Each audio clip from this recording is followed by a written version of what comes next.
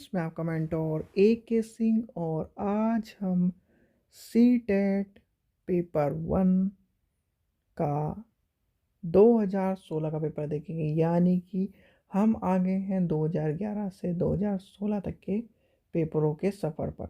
और आपसे मैं कह रहा हूँ कि अगर अभी भी आपको अच्छी तैयारी करनी है तो आप डिस्क्रिप्शन में लिंक दिया गया है और पेपर की किताब ले लीजिए, जिससे 2011 के से लेकर 2022 तक के सारे पेपर आप पढ़ सको और आपको क्या याद हो सके, यानी कि सी टेट के जितने भी कॉन्सेप्ट हैं वो सारे आपको याद हो सके, क्योंकि कॉन्सेप्ट के बिना सी टेट निकालना मुश्किल ही नहीं, नामुमकिन है। यह आपका यूपी टेट या और स्टेट टेट नहीं है, या आपने पेपर को रट लिया या फिर जीके की किताब पढ़ ली और आपका क्लियर हो गया।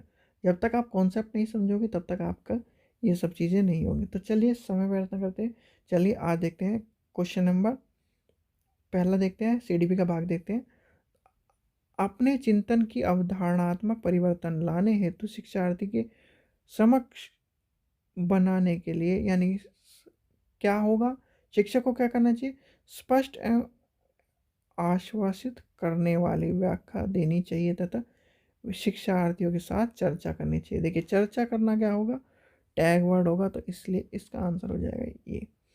क्वेश्चन नंबर 2 देखते हैं। क्वेश्चन नंबर 2 क्या है, प्राथमिक विद्यालय की कक्ष में संदर्भित सक्रिय बद्धता का अर्थ क्या है। सक्रिय बद्धता का अर्थ क्या है, जांच पड़ताल, प्रश्न पूछना, वाद विवाद कराना, यानी कि ऑप्शन नंबर 3 हो जाएगा इसका आंसर।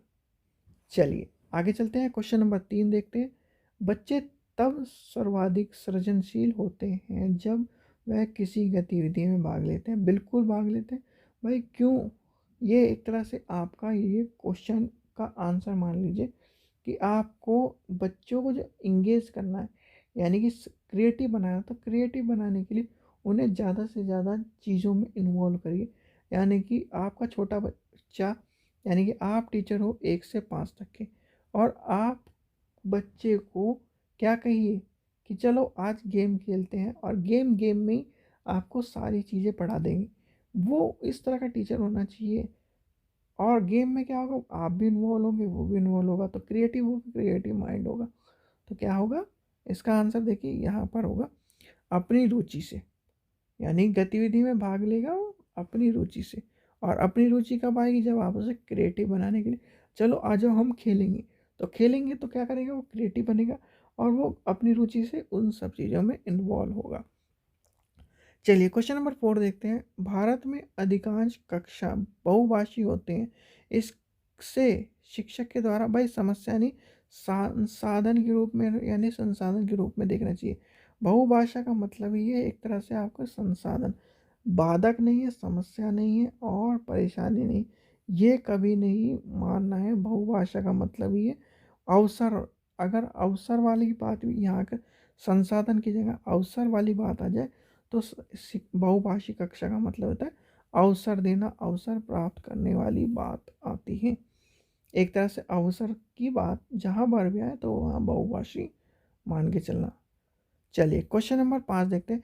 शिक्षार्थियों द्वारा की गई गलतियों और त्रुटि को भाई उनको एक तरह से अवसर के रूप में देखना चाहिए, क्योंकि आप ही आज के टाइम पे, आपको मैं कहता हूँ कि आपको जहाज उड़ाना है, क्या आप जहाज उड़ा पाओगे, नहीं उड़ा पाएंगे। पहले दिन चाहे जहाज हो, चाहे साइकिल हो, चाहे आपके घर की एलईडी हो, मैं मानता हूँ एलईडी हो, चलो एलईडी या कंप्यूटर हो, कंप्यूटर पहले दिन चला पाओगे। आपने आज एक सैमसंग का फ़ोन ले लिया या फिर नोकिया का फ़ोन, किसी का फ़ोन ले लिया, आज आपने उसकी अनबॉक्सिंग करी, क्या आप उसके पूरे फंक्शन जान पाओगे, नहीं जान पाओगे। बैक करने या फिर कोई ना कोई गलती जरूर करोगे, और गलती करोगे तो फिर आपको सीखोगे, यानी गलतियों से व्यक्ति सीखता है। इसलिए क्या है, अवसर के रूप में देखना चाहिए, यानी कि ऑप्शन नंबर 3 हो जाएगा इसका आंसर। चलिए क्वेश्चन नंबर 66 देखते हैं। डैश के विचार में बच्चे सक्रिय ज्ञान निर्माता हैं, नन्हे वैज्ञानिक। भाई नन्हे वैज्ञानिक का कॉन्सेप्ट समझ लेना। जो छोटे बच्चे होते हैं उन्हें लिटिल साइंटिस्ट कहा जाता है। और लिटिल साइंटिस्ट क्यों कहा जाता है, क्योंकि बच्चे आपके मन में क्यूरियोसिटी होती है। और क्यूरियोसिटी क्या होती है, जैसे आपने देखा होगा कि आपका बच्चा जो है, आपने उसे रिमोट वाली गाड़ी ला के दी, यानी रिमोट वाली गाड़ी ला के दी और उसमें रिमोट के साथ साथ उसमें लाइट भी जलती है। तो पहले दिन थोड़ी देर खेलेगा, थोड़ी देर खेलेगा, फिर उसे उलट पलट के देखेगा। उसे उलट पलट के देखने के बाद वो क्या करेगा, वो करेगा उसको खोल के देख देगा, या तो तोड़ देगा। तोड़ने के बाद देखेगा मोटर कैसे चल रही है, लाइट कैसे चल रही है, और ये बिना तार के कैसे चल रही है। इन सब क्यूरियोसिटी को लेकर ही जब वो कहा जाता है क्या, लिटिल साइंटिस्ट। यानी कि लिटिल साइंटिस्ट की जो संज्ञा है, संसार के बारे में अपने संसाधनों को, सिद्धांतों की रचना करता है, तो वो है प्याजे। प्याजे जी ने कहा, क्या कहा था, लिटिल साइंटिस्ट। चलिए क्वेश्चन नंबर 7 देखते हैं। क्वेश्चन नंबर 7 क्या है, बाल केंद्रित शिक्षा शास्त्र का अर्थ क्या है। बाल केंद्रित भाई शिक्षा शास्त्र का इतना तो पता ही होगा, बाल केंद्रित क्या है, बच्चों के अभिव्यक्ति और उनके सक्रिय भागीदारी को महत्व देना, यानी कि बच्चों के बिना कुछ नहीं है, सीधे सीधे अर्थ होता है बाल केंद्रित का मतलब।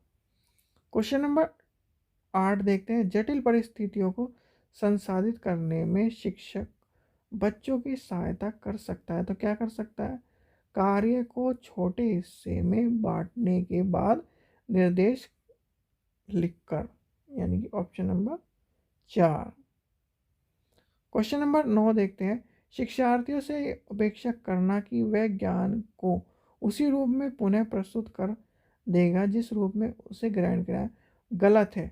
क्योंकि ये जो पद्धति हो जाएगी वो होगी रटने वाली, और ये देखिए ये समस्यात्मक है, क्योंकि व्यक्ति अनुभवों की व्याख्या करता है और ज्ञान को जो का तो तुरंत पुनः स्थापित नहीं कर सकते, यानी कि रटने वाली बात हो जाएगी। और रटना मतलब गलत आंसर, यानी कि एक तरह से नेगेटिव।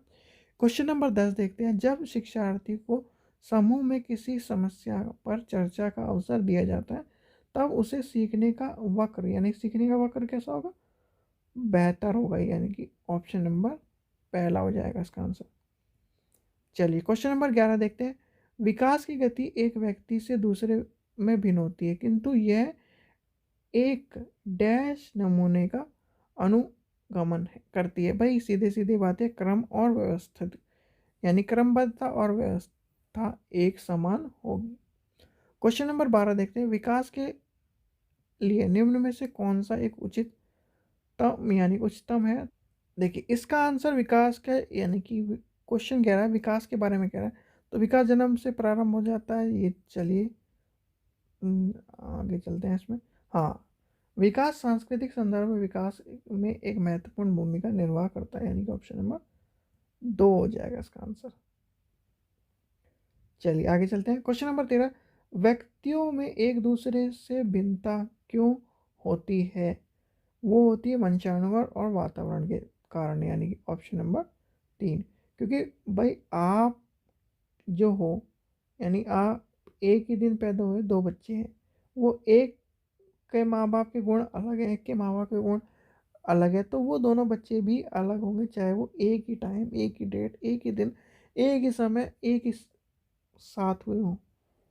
ठीक है, चलिए क्वेश्चन नंबर 14 देखते हैं, यानी 14 नंबर, बच्चों के समाजीकरण में डैश बच्चों के समाजीकरण में परिवार डैश भूमिका निभाता है। मुख्य भूमिका होती है, परिवार की मुख्य भूमिका होती है, और परिवार के बाद फिर आता है आस पड़ोस, स्कूल, फ्रेंड सर्कल, ये सब चीज़ें आती चल जाती हैं। तो इसका क्या होगा, परिवार।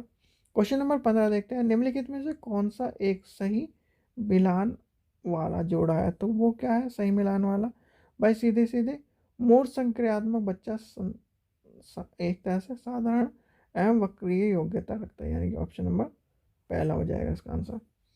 क्वेश्चन नंबर 16 देखते हैं, एक बच्ची कहती है धूप में कपड़े जल्दी सूखते हैं, वह डैश की समझ को प्रदर्शित करती है। तो वो क्या है, कार्य करने की। भाई कार्य करने में ही आपको पता होगा कि इतना नमक डालना है। अगर आपको कहें कि मैगी बना दो, तो मैगी में भी अगर आप अच्छी तरह मैगी बनाए, वो वाली मैगी नहीं कि पानी डाला, मैगी डाली, मसाला डाल दिया, वो नहीं।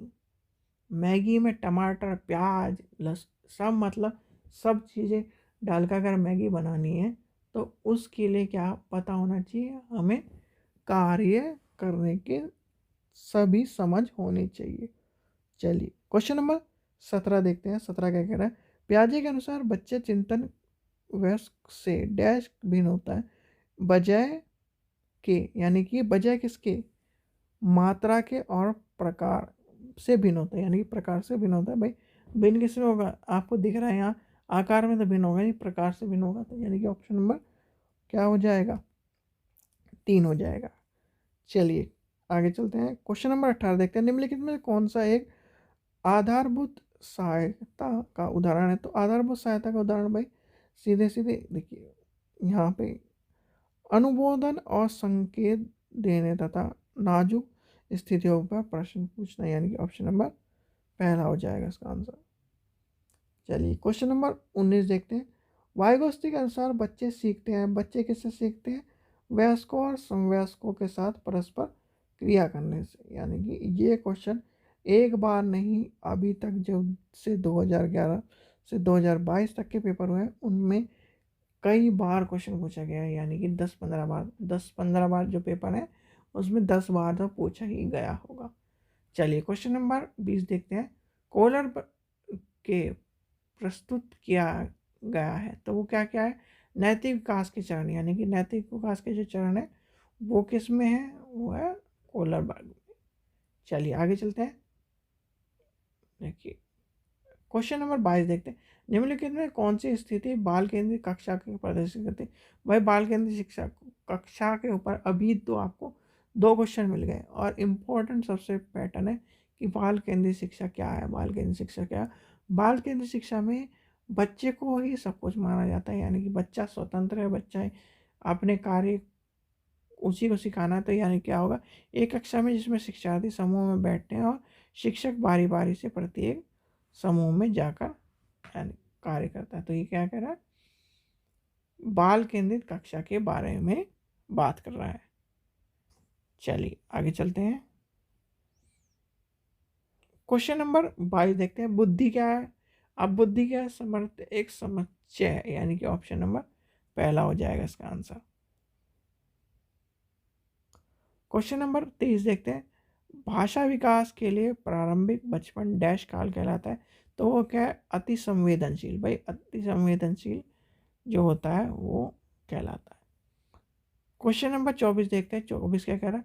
एक सहज शिक्षा कक्षा में लड़कों से शिक्षा, यानी कि एक सह कक्षा, यानी कि इसमें कहा क्या गया है? भाई सीधे सीधे बात यह है कि वो भेदभाव कर रहा है, और भेदभाव किस चीज़ के कर रहा है? चलो आगे क्वेश्चन पढ़ लेते हैं। लड़कों से शिक्षक कहता है कि लड़के बनो, लड़कियों जैसा मत बनो, यानी कि वो क्या कर रहा है? लैंगिक भेदभाव कर रहा है, यानी कि ऑप्शन ऊपर होगा जाति भेदभाव नहीं है। देखिए लड़के और लड़कियों में भेदभाव की रूढ़िवादी धारणा है। क्यों? क्योंकि रूढ़िवादी धारणा के अनुसार ही वो बात कर रहा है कि आप लड़के बनो, लड़कियों की तरह मत बनो, जैसे रोती रहती हैं इस तरह से। ये सब चीज़ें कॉन्सेप्ट होता है, बकवास वाला कॉन्सेप्ट है। कभी भी क्लासरूम अगर आप कोएड स्कूल में जा रहे हो, भाई कोएड स्कूल में जाओगे, खासकर डीएसएसबी में तो ये फैसिलिटी है कि दिल्ली के स्कूलों में सुबह की शिफ्ट में लड़कियां हैं और शाम की शिफ्ट में लड़के हैं, तो वहाँ तो चल जाएगा। अगर केवीएस और इस तरह की तैयारी कर रहे हो तो इस तरह के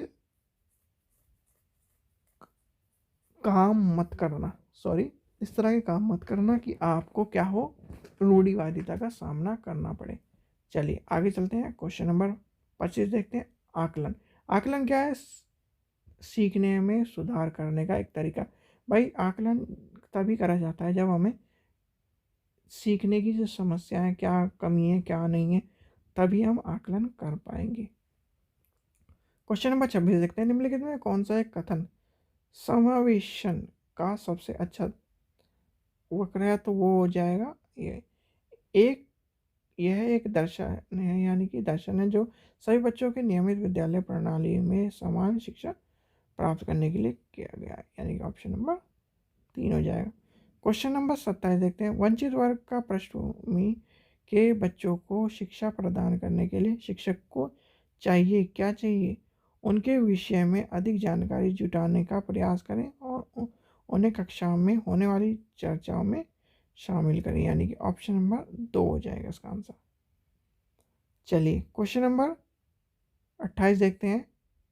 निम्नलिखित में से कौन से व्यवहार बच्चे के अधिगम निर्गत की पहचान करते हैं? तो वो है,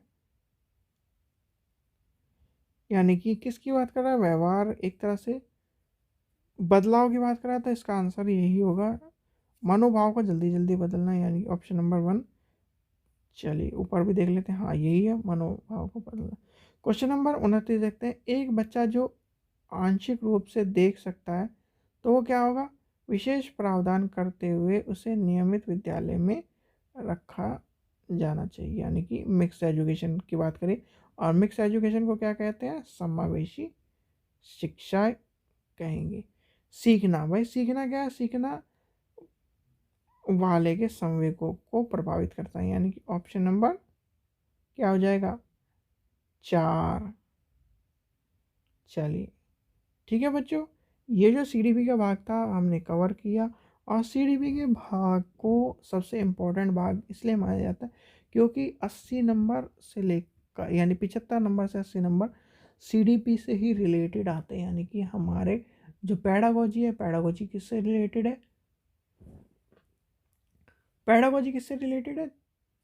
इससे, यानी कि पैडागोजी रिलेटेड है साइकोलॉजी से, और साइकोलॉजी रिलेटेड है चाइल्ड डेवलपमेंट से। यानी कि हम को घुमा फिरा कर पढ़ना क्या है? पैडागोजी। अगर 80 नंबर फ्री फंड के चाहिए तो कॉन्सेप्ट पढ़ लो सारे के सारे जितने भी वर्ल्ड पेपर में आए हैं, और आपको 80 नंबर तो मिल ही जाएंगे। किसमें? पैडागोजी में। बचे 10 नंबर, 10 भाई 60 में से 10 नंबर तो वैसे भी आ जाएंगे अगर आप अच्छी तैयारी करोगे। ठीक है बच्चों, चलिए आशा करता हूँ आपको वीडियो पसंद आई होगी। वीडियो पसंद आई तो लाइक करें, चैनल को सब्सक्राइब करें, और अपने फ्रेंड्स को जो जिनका पेपर दिसंबर में, उनको सबको ये वीडियो भेजिए जिससे वो भी इस वीडियो का लाभ उठा सके। और केवीएस की तैयारी शुरू हो गई है। जो भी आपका दोस्त हो या फिर आप ही केवीएस की पीजीटी की तैयारी कर रहे हो तो पीजीटी की तैयारी करना शुरू करो, जिससे आपको उसका भी लाभ हो सके। साइकोलॉजी भी स्टार्ट हो चुकी है, ज्योग्राफी वालों के लिए, एसएसटी वालों के लिए भी जो तैयारी कर रहे हैं उनके लिए भी सब चीज़ें स्टार्ट हो चुकी हैं। ठीक है बच्चों, थैंक यू।